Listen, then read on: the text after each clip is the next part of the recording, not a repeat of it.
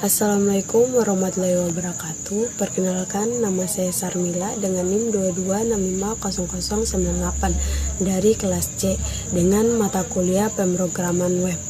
Nah, di sini artikel yang saya ambil yaitu apa itu MariaDB, keunggulan dan fungsinya. Oke, langsung saja di materi yang pertama yaitu mengenal MariaDB atau penjelasan dari MariaDB.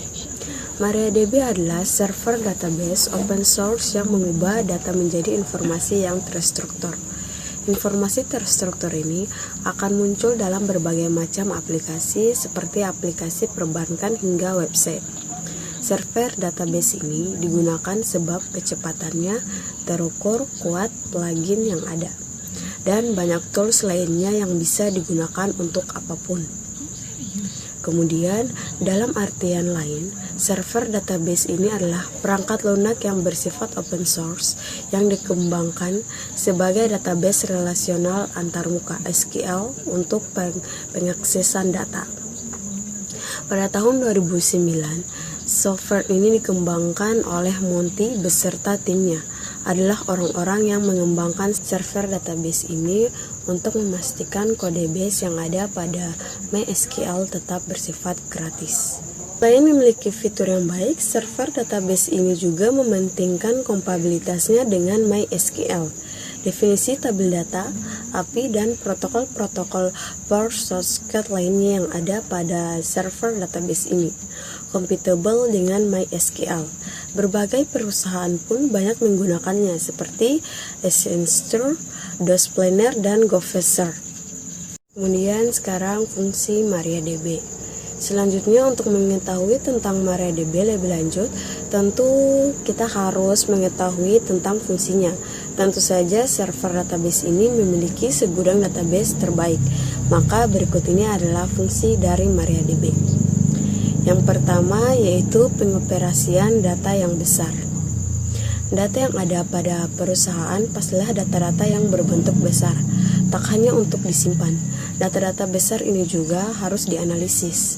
Maka fungsi pertama database ini adalah dapat mengoperasikan data-data besar ini. MariaDB bisa menampung hingga 60.000 tebal tabel dan 5 miliar baris. Tentu jumlah ini sangat besar.